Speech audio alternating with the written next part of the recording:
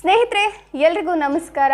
ಇವತ್ತು ಹೊಸ ಸುದ್ದಿಯೊಂದಿಗೆ ನಾನು ನಿಮ್ಮ ಮುಂದೆ ಬಂದಿದ್ದೀನಿ. ಇವತ್ತಿನ ವಿಷಯ ಏನಪ್ಪಾ ಅಂತಂದರೆ ಖಂಡಿತವಾಗಿಯೂ ಇದು ಬಹಳ ಇಂಪಾರ್ಟೆಂಟ್ ಅಂತ ಹೇಳಬಹುದು.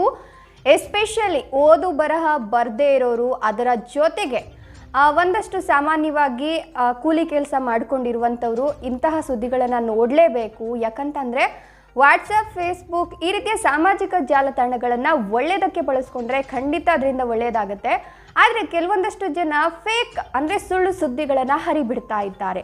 ಅಂಥವರಿಂದ ಪಾಪ ಸಾಕಷ್ಟು ಜನ ಈಗ ಹಿಂದೆ ಮುಂದೆ ಯೋಚನೆ ಮಾಡಿದೆ, ಅಯ್ಯೋ ನಾನು ಆ ಕೆಲಸ ಮಾಡಿಸ್ಲಿಲ್ಲ ಅಂತಂದರೆ ನಂಗೆ ಸರ್ಕಾರದಿಂದ ಏನು ಸೌಲಭ್ಯ ಸಿಗಲ್ವೇನೋ ಅಂತ ಪಾಪ ಹೆದರ್ಕೊಂಡು ಈಗ ಇದೇ ರೀತಿಯ ಒಂದು ಸುಳ್ಳು ಸುದ್ದಿಯನ್ನು ನಂಬಿ ಇದೀಗ ಗ್ಯಾಸ್ ಏಜೆನ್ಸಿಗಳ ಮುಂದೆ ಜನ ಸಾಲುಗಟ್ಟಿ ನಿಲ್ತಾ ಇದ್ದಾರೆ.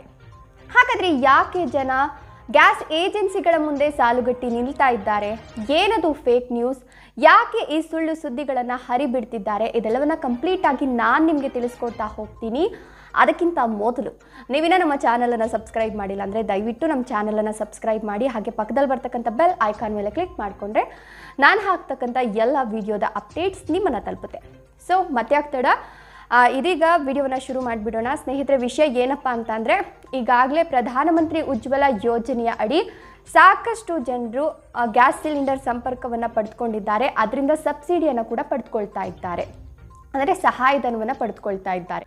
ಹೌದು ಸ್ನೇಹಿತರೆ, ವಿಷಯ ಏನಪ್ಪ ಅಂತಂದರೆ ಇದೀಗ ಕೇಂದ್ರ ಪೆಟ್ರೋಲಿಯಂ ಮತ್ತು ನೈಸರ್ಗಿಕ ಅನಿಲ ಇಲಾಖೆ ಏನಿದೆ ಅದು ಒಂದು ಮಹತ್ತರವಾದ ಆದೇಶವನ್ನು ಹೊರಡಿಸಿದೆ. ಆದರೆ ಈ ಆದೇಶವನ್ನು ಇಂಥದ್ದೇ ದಿನದಲ್ಲಿ ಮಾಡಿಸ್ಬೇಕು ಅಥವಾ ಇಂಥವರೇ ಮಾಡಿಸಿದವರಿಗೆ ಮಾತ್ರ ನಾವು ಸಹಾಯಧನವನ್ನು ಕೊಡ್ತೀವಿ ಅಥವಾ ಸಬ್ಸಿಡಿಯನ್ನು ಕೊಡ್ತೀವಿ, ಅದರಿಂದ ನಿಮ್ಗೆ ಒಂದಷ್ಟು ಯೋಜನೆಗಳಿಂದ ಅನುಕೂಲ ಆಗುತ್ತೆ ಅಂತ ಎಲ್ಲಿಯೂ ಕೂಡ ಹೇಳಲಿಲ್ಲ.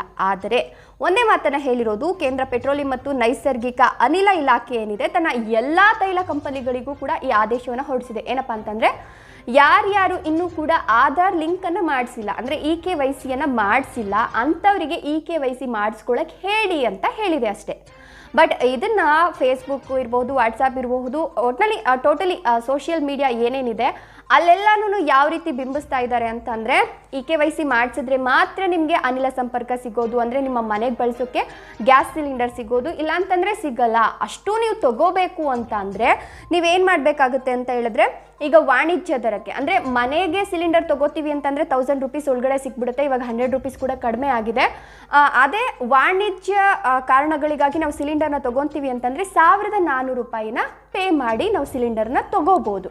ಬಟ್ ಗೃಹ ಬಳಕೆಗೆ ಅಂತಂದರೆ ನಮಗೆ ಸ್ವಲ್ಪ ಕಡಿಮೆ ಆಗುತ್ತೆ. ಹೀಗಾಗಿ ನೀವೇನಾದರೂ KYC ಮಾಡಿಸಿಲ್ಲ ಅಂತಂದರೆ 1400 ರೂಪಾಯಿ ಕೊಟ್ಟು ಒಂದು ಸಿಲಿಂಡರ್ನ ತೊಗೊಬೇಕಾಗತ್ತೆ.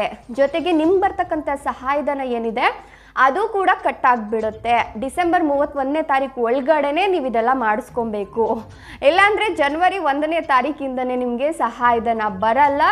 ಮತ್ತು ನಿಮಗೆ ಗ್ಯಾಸ್ ಸಿಲಿಂಡರ್ ಸಂಪರ್ಕ ಏನಿದೆ ಅದನ್ನು ಕಡಿತಗೊಳಿಸ್ಬಿಡ್ತಾರೆ. ನೀವು ಸಿಲಿಂಡರನ್ನು ತೆಗೆದುಕೊಳ್ಳೋಕೆ ಆಗೋದಿಲ್ಲ. ತೊಗೊಬೇಕು ಅಂತಂದರೆ ಹೊರಗಡೆಯಿಂದ ಹೋಗಿಬಿಟ್ಟು ನೀವು ಸಿಲಿಂಡರನ್ನು ತೊಗೊಬೇಕು. ಹೀಗೆ ಸಾಕಷ್ಟು ಊಹಾಪೋಹ ಸುಳ್ಳು ಸುದ್ದಿಗಳನ್ನು ಕೆಲವೊಂದಷ್ಟು ಜನ ಯೂಟ್ಯೂಬರ್ಸ್ ಕೂಡ ಹೇಳಿಬಿಟ್ಟಿದ್ದಾರೆ. ಸೊ ಹಾಗಾಗಿ ಜನ ಅದನ್ನು ನಂಬಿಟ್ಟಿದ್ದಾರೆ.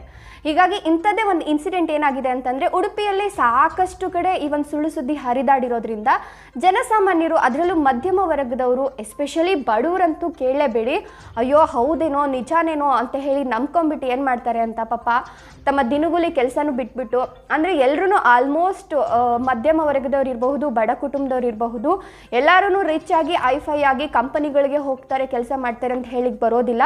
ಅವರು ಸಾಮಾನ್ಯವಾಗಿ ಕೂಲಿ ನಾಲಿ ಮಾಡ್ಕೊಂಡು ಬದುಕ್ತಾ ಇರ್ತಾರೆ. ಅಂಥವ್ರು ಇವಾಗ ಹೋಗ್ಬಿಟ್ಟು ಪಾಪ ಗ್ಯಾಸ್ ಏಜೆನ್ಸಿಗಳ ಮುಂದೆ ಹೋಗ್ಬಿಟ್ಟು ಕ್ಯೂನಲ್ಲಿ ನಿಂತ್ಕೊತಾ ಇದ್ದಾರಂತೆ. ಸರ್ ನಮ್ಮದು ಹೆಬ್ಬೆಟ್ ತೊಗೊಳ್ಳಿ, ನಮ್ದು KYC ಮಾಡಿಕೊಟ್ಬಿಡಿ, ಅದೇನೋ ಆಧಾರ್ ಲಿಂಕ್ ಮಾಡಿಲ್ಲ ಅಂತಂದರೆ ಗ್ಯಾಸ್ ಕೊಡಲ್ವಂತೆ, ಹೌದಾ ಅಂತೆಲ್ಲ ಪಾಪ ಕೇಳ್ತಾ ಇದ್ದಾರಂತೆ. ಅದು ಡಿಸೆಂಬರ್ 31 ಕೊನೆ ದಿನ ಅಂತ ಹೇಳ್ತಾ ಇದ್ದಾರೆ. ದಯವಿಟ್ಟು ನಮ್ಗೆ ಮಾಡಿಕೊಟ್ಬಿಡಿ ಅಂತ ಹೇಳ್ತಿದ್ದಾರಂತೆ. ಸೊ ಅದಕ್ಕೆ ನಾನು ಈ ಒಂದು ವಿಡಿಯೋನ ಮಾಡ್ತಾ ಇರೋದು. ಖಂಡಿತವಾಗಿಯೂ ಆ ರೀತಿಯ ಡೆಡ್ಲೈನನ್ನು ಕೊಟ್ಟೇ ಇಲ್ಲ. ನೀವು ಯಾವಾಗ ಬೇಕಾದ್ರೂ, ನೀವು ಯಾವಾಗ ಫ್ರೀ ಇರ್ತೀರೋ ಅವಾಗ ಹೋಗ್ಬಿಟ್ಟು ನೀವು ಆಧಾರ್ ಲಿಂಕ್ ಮಾಡಿಸ್ಬಿಟ್ಟು ಬಂದರೆ ಏನೋ ಸಣ್ಣ ಪುಟ್ಟ ಹೆಲ್ಪ್ ಆಗಬಹುದು. ಅದು ಬಿಟ್ಬಿಟ್ಟು ನಿಮ್ಗೆ ಬರೋ ಸಹಾಯಧನ ಕಟ್ಟಾಗ್ಬಿಡುತ್ತೆ, ಅಥವಾ ಡಿಸೆಂಬರ್ 31ನೇ ತಾರೀಕೇ ಡೆಡ್ಲೈನು, ಹೊಸ ವರ್ಷದಿಂದ ನಿಮಗೆ ಸಹಾಯಧನ ಬರೋದಿಲ್ಲ, ಅಂದರೆ ಸಬ್ಸಿಡಿ ಬರೋದಿಲ್ಲ. ಇದೆಲ್ಲ ಕೂಡ ಶುದ್ಧ ಸುಳ್ಳು. ಹೀಗಾಗಿ ಯಾರು ಕೂಡ ಇಂಥ ಒಂದಷ್ಟು ಫೇಕ್ ಸುದ್ದಿಗಳನ್ನು ನಂಬೋಕೆ ಹೋಗಬೇಡಿ.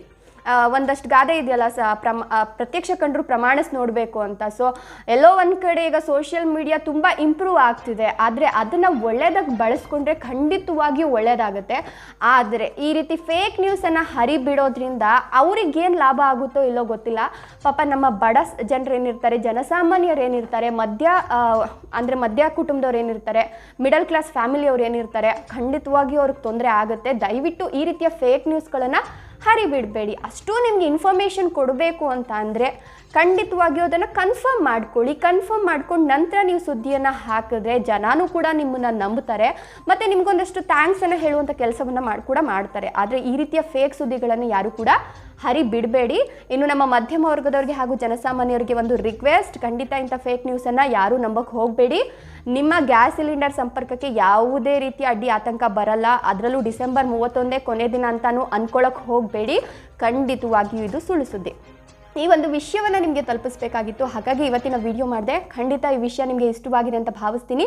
ಇದರ ಬಗ್ಗೆ ನಿಮ್ಮ ಅನಿಸಿಕೆ ಅಭಿಪ್ರಾಯಗಳನ್ನು ನಮ್ಮ ಜೊತೆ ಹಂಚಿಕೊಳ್ಳೋದನ್ನು ಮರಿಬೇಡಿ. ವಿಡಿಯೋ ನೋಡಿದ್ದಕ್ಕಾಗಿ ಧನ್ಯವಾದಗಳು.